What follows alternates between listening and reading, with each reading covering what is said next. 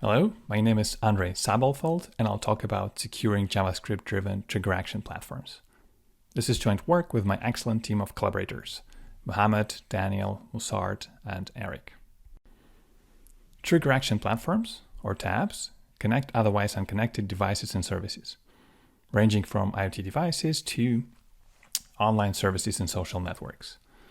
These platforms are often driven by end-user programming, and in fact, most apps on these platforms are third-party. JavaScript is a common language for both third-party apps and their integration on TAPs. IFTTT, Zapier, and Node.js are popular examples of JavaScript-driven trigger action platforms, all heavily relying on third-party apps. So this is how a typical trigger action platform looks like. Users install apps which are granted access to trigger and action services. Events from trigger services trigger the execution of an app, which results in actions of action services. Here we have the first user who has installed an app, send me an email when a new Dropbox file is uploaded, and another app, send me a text message when a security camera senses motion.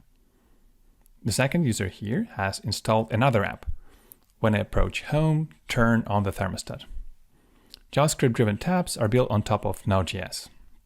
Some of these platforms are single-tenant, in the sense that a separate Node.js instance runs for each user, as is the case for Zapier and Node-RED.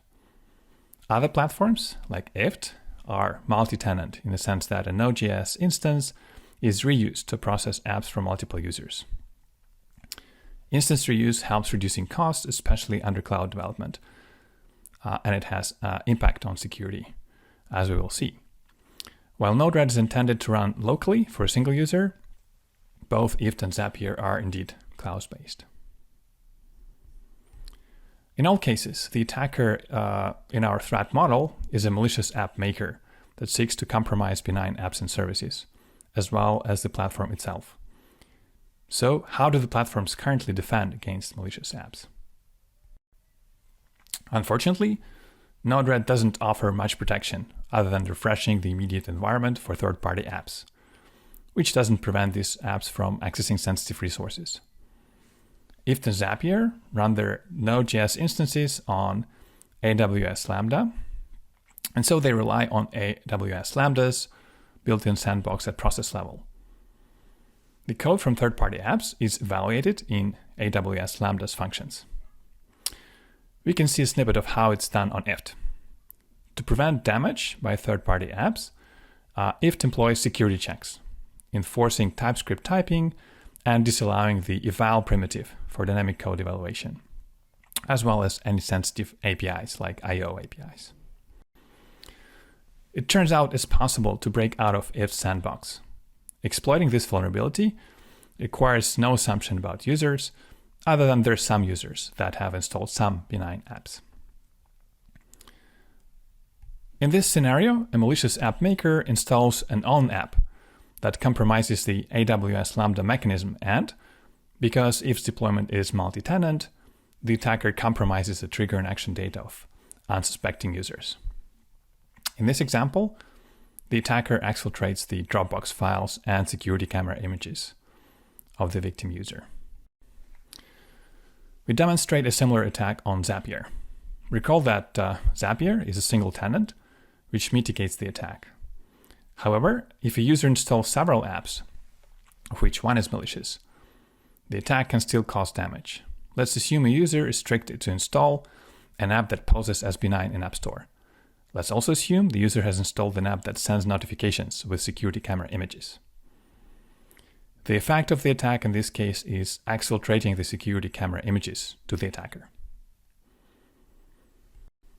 The key concept behind these attacks is prototype poisoning.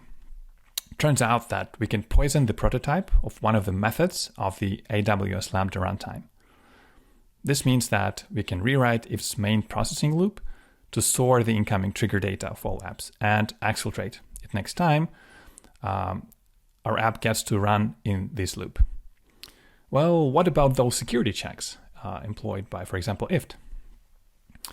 Bypassing the TypeScript type system is the easiest part, which we can achieve by an explicit type declaration for the require function. To evade static checks, we use dynamic code evaluation. Since eval is not available, we enable dynamic code evaluation by manipulating the function constructor. The require function is needed to include the RapidClient module from the AWS Lambda runtime. For the scoping to work, we need to pass require as a parameter to the function. With RapidClient accessible, we can poison the prototype of next invocation. We have reported this class of vulnerabilities to IFT, helping them to fix these vulnerabilities. In the end, IFT settled for JavaScript isolation mechanism called VM2. However, VM2 doesn't provide support for fine-grained policies when we, for example, might want to restrict how URLs are manipulated by an app. Unfortunately, Node-RED is also subject to breakouts. Recall that Node-RED is a single platform user, so let's assume a user installs a malicious app. It turns out that Node-RED suffers from both platform-level isolation vulnerabilities and application-level context vulnerabilities. This means that a malicious app can make unrestricted use of Node.js libraries to run arbitrary code. We also found a number of vulnerable applications that expose sensitive resources to the computation context, which can be compromised by malicious apps. In general, the versatility of these vulnerabilities on the different trigger action platforms point to a fundamental problem of securing JavaScript-driven TAPs. So how do we secure JavaScript-driven trigger action platforms? Our approach is to introduce access control by secure sandboxing. The first question is to understand what's desirable of our security mechanism. For example, IFT apps should not access modules, but Zapier and Node-RED apps have to. Although an app that's only supposed to access email APIs should not be able to use, say, Dropbox APIs. Access to libraries in Node-RED is particularly sensitive, as currently there are no restrictions of including libraries like child process in Node.js to run arbitrary code. In addition, we need to protect the context in the setting of Node-RED. This motivates the need for access control at module and context level. Another consideration is that IFT apps should not access APIs other than APIs pertaining to trigger and action services, as well as APIs to access user time and triggering time. To prevent more advanced attacks, we may want to constrain how sensitive values like URLs and emails are manipulated. This motivates the need for fine-grained access control at the level of APIs and their values. Expressive policies should not imply unnecessary complexity for developers. To aid developers in defining access control policies, our goal is to support so-called baseline policies, define once and for all apps per platform. These policies can be deployed by platforms without the involvement of app developers. To prevent more advanced attacks, our goal is to also support advanced policies for specific apps. The final goal is to accommodate automatic policy generation. The SandTrap monitor achieves these goals. SandTrap is a structural, proxy-based monitor featuring read, write, call, and construct policies. The diagram illustrates the symmetric nature of SandTrap, protecting entities passed from the host to the sandbox, as well as entities passed from the sandbox to the host. Compared to full isolation solutions like isolated VM and secure ECMAScript, SandTrap permits secure usage of modules. On the other hand, compared to the more liberal sandboxes like VM2, SandTrap allows more fine-grained access control. Also, VM2 requires that all host objects are read-only inside the sandbox, which is too restrictive for Node-RED. SandTrap supports allow listing policies at all desired 4 levels: module, API, value, and context level. Policy generation is supported as an execution mode, which captures sensitive interaction instead of blocking it. An important goal was to support baseline policies, as you remember. These policies can be set once and for all apps per platform. For IFT, the baseline policy is to allow no modules and no APIs other than trigger and action APIs. The time APIs are allowed as read-only. For Zapier, the baseline policy is read-only protection of Zapier runtime. For Node-RED, no modules are allowed, and only allow listed calls are granted on the RED object.